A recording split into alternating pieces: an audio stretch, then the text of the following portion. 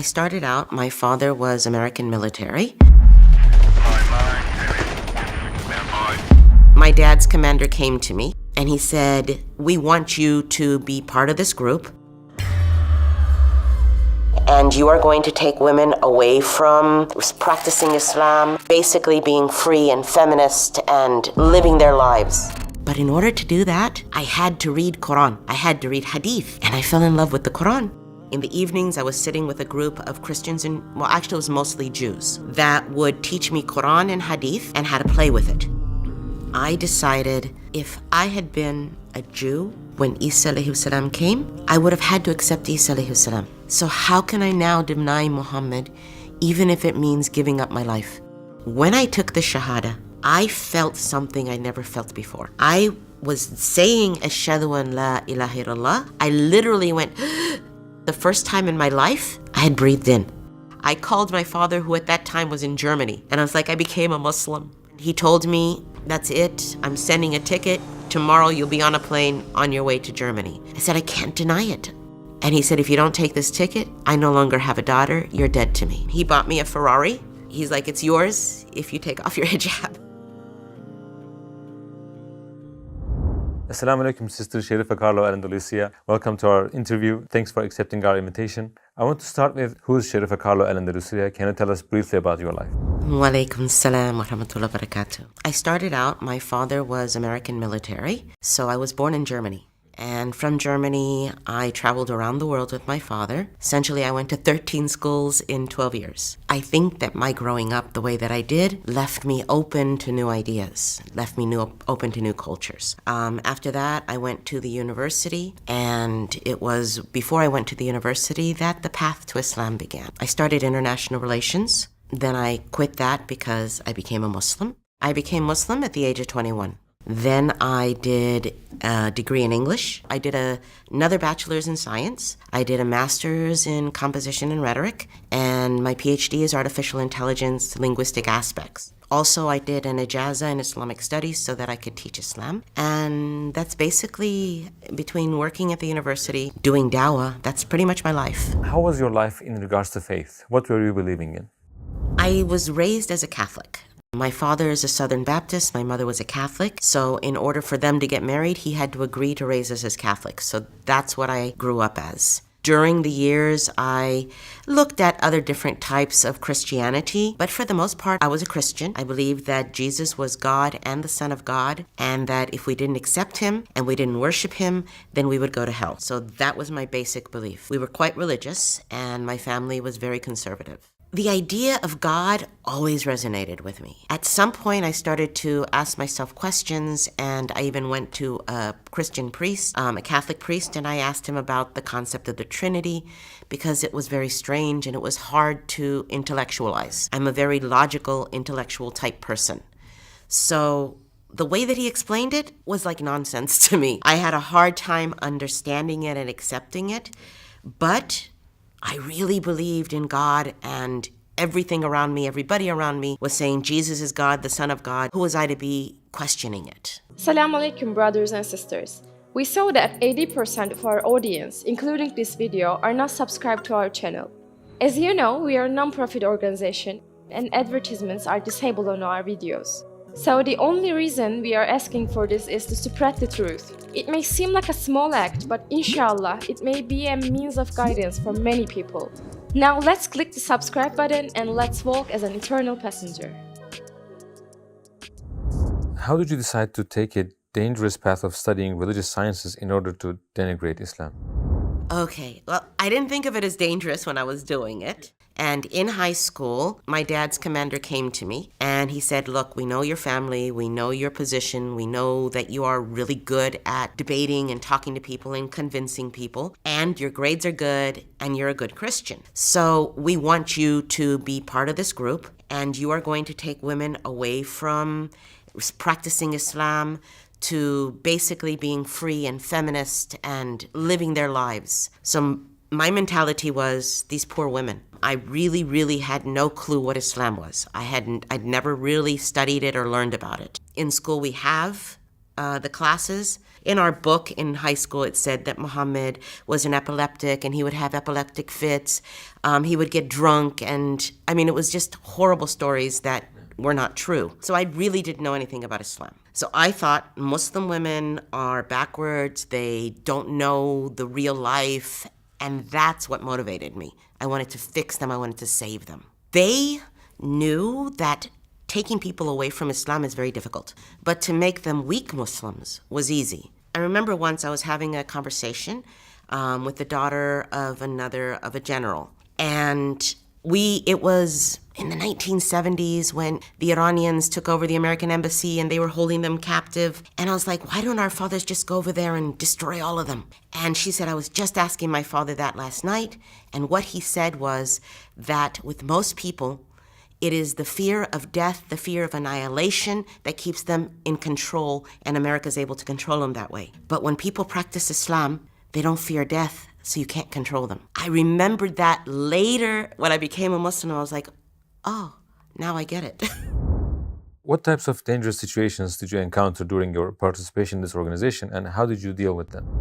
As I said, I never dealt with any danger. I never even finished with them. I was in my third year of the university, and while I was in the university, I was learning about Islam in the evenings. During the day, I had my normal classes in international relations. In the evenings, I was sitting with a group of Christians, actually it was mostly Jews, that would teach me Quran and Hadith and how to play with it. You know, in the Quran, it says to take your veil and to put it over your bosom. Well, it doesn't say over your head, it says over your bosom. So if you wear a shawl, you're doing what the Quran says. So somebody who doesn't have a lot of knowledge of Islam and doesn't know that the women were already covering their head and it was just fixing the hijab, not that they didn't have to cover their head, it'd be easy to misguide them. So they were teaching me to do these types of things. But in order to do that, I had to read Quran. I had to read Hadith. And I fell in love with the Quran.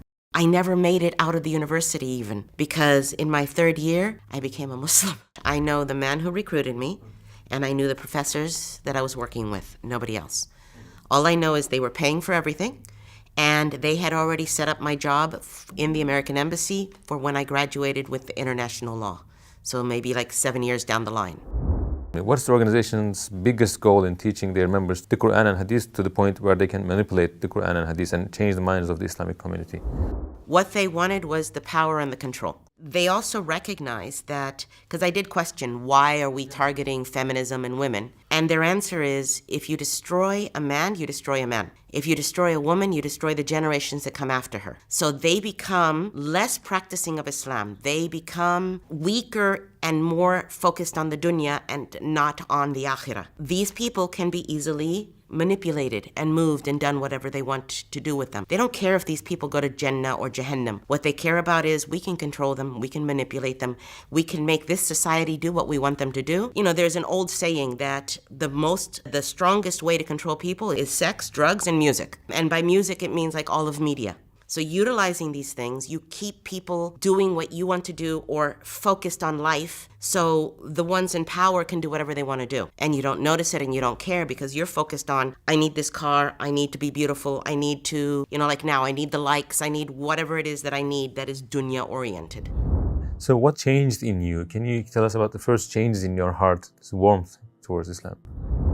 The first thing, as you're reading the Quran, it is so logical.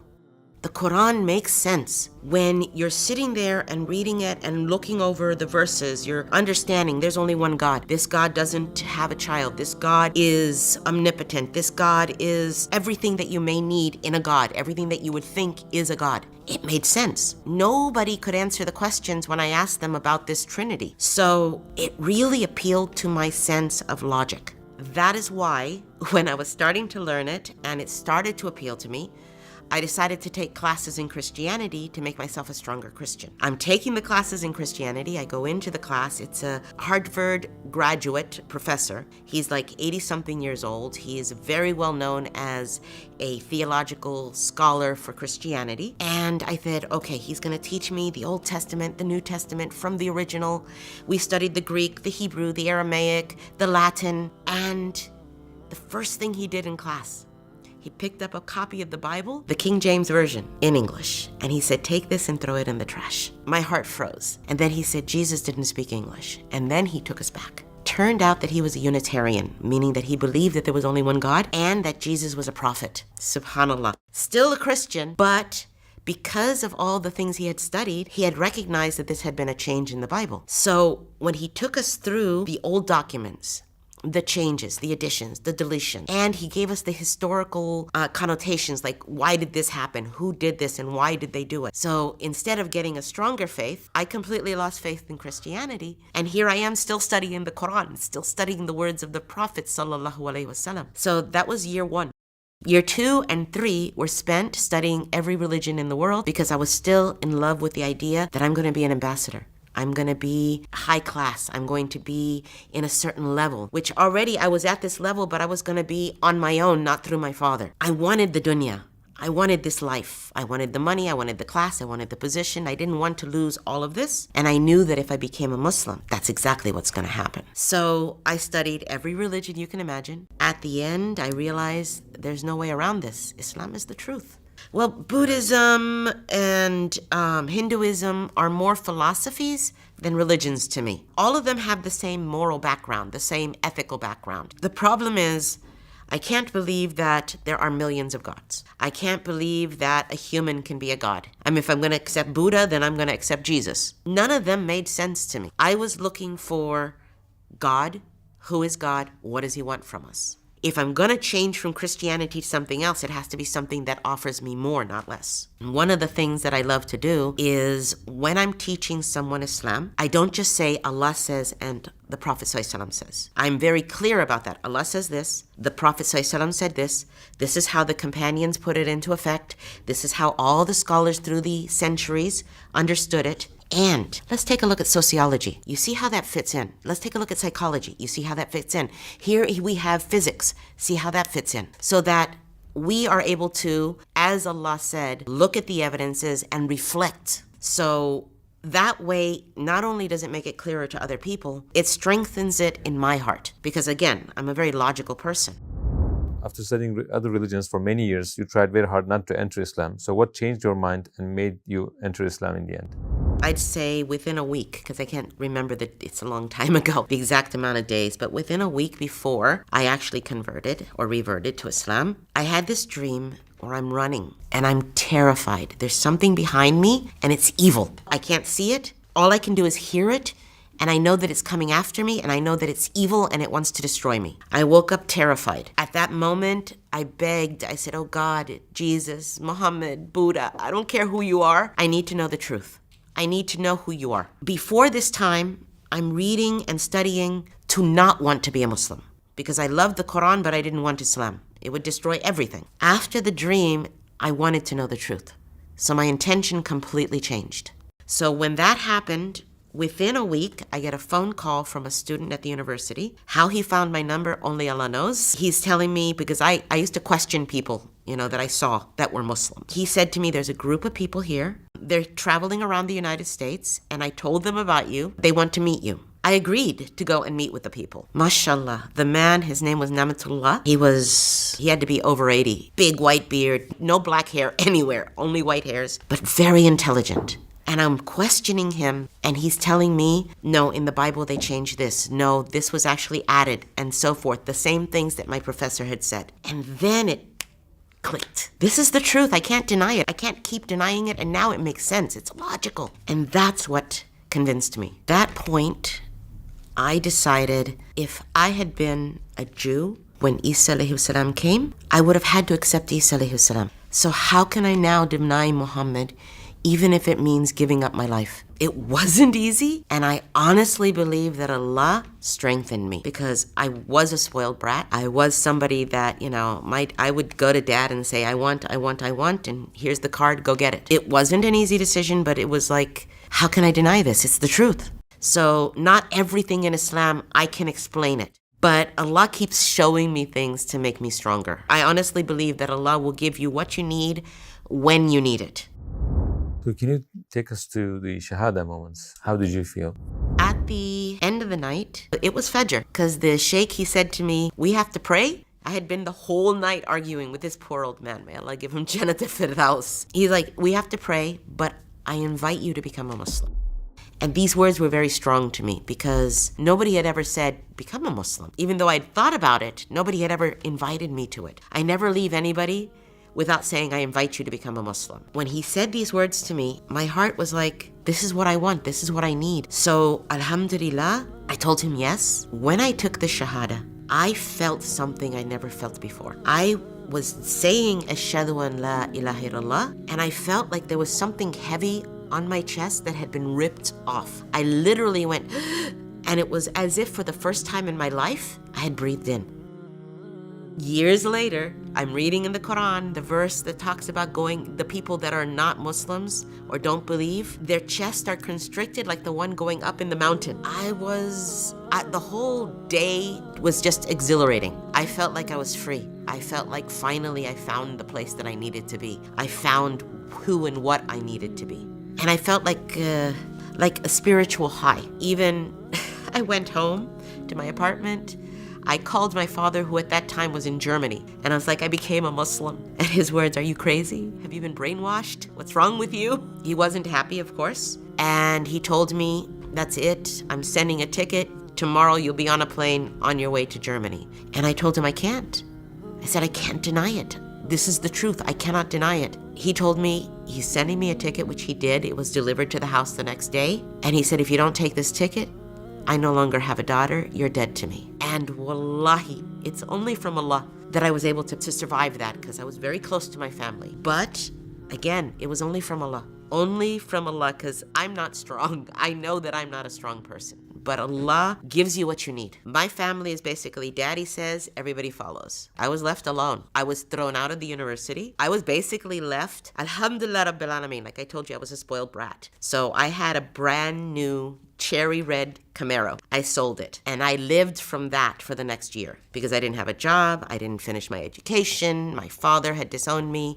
My brothers, my sisters, my aunt, nobody would communicate with me. On top of this, subhanAllah, I don't know who. There were days I would come down. I never told anybody I had problems. I never told anybody that my family had disowned me. But I would come down, because I lived upstairs, to my mailbox, and I would find envelopes of money inside. I don't know where it came from. I'm going to assume the Muslim community thought this woman needs somebody to help her. But to this day, I don't know who left that money, but alhamdulillah rabbil alameen, they helped a lot. Where were you expelled from the university? I put on hijab the day I became Muslim. As soon as my professor saw me, he's like, what are you doing? I explained that I had become a Muslim, and he's like, you recognize you've lost everything. So they threw me out of the university. Basically, these people run the university. They're basically, the organization, the people that are within it, they basically are the dean and the president and these type things. The dean of my college said, take the class, continue your class, I guarantee you an F from now. And I didn't know what to do, and I knew that he could do that. The final classes that I had were all independent studies. It was just the last part of my education. And if I don't get this, I won't get an education.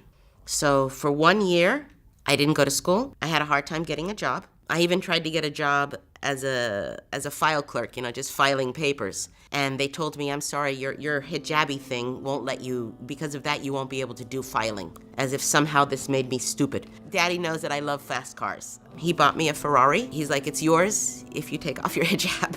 But I had to say, I'm sorry. Dunya or Allah, which do I want?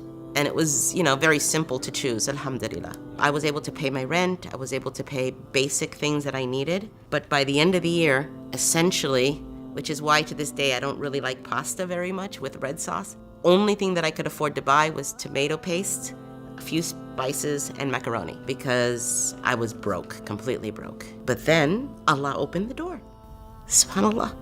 My father by that time was in Puerto Rico. He was the base commander in Puerto Rico. He called me and he said, there's been a threat on the lives of all of us that work on the military and federal buildings here. All of these positions, them and their families have been threatened by a group of people who wanted Puerto Rico to be independent. So my father called me and he's like, you'll have security at your house within an hour. And he sent a Marine to my house to guard. After that, I was there for like a couple of days. And then he flew me to where he was in our home in South Carolina. And he took me back at that moment. I can't blame my father. If you love someone, he loved me, I'm his daughter, you want to save them from what you think is a mistake. So he figured this spoiled brat, if I take away the money, if I take away the family, if I take away all the things that she loves, she'll come running back. And I didn't. And he might have made it longer, giving me a chance to come back, but now I'm in danger. So he said, forget all that. Let me just get her back. And that's what he did. So from that moment, alhamdulillah, he took care of everything.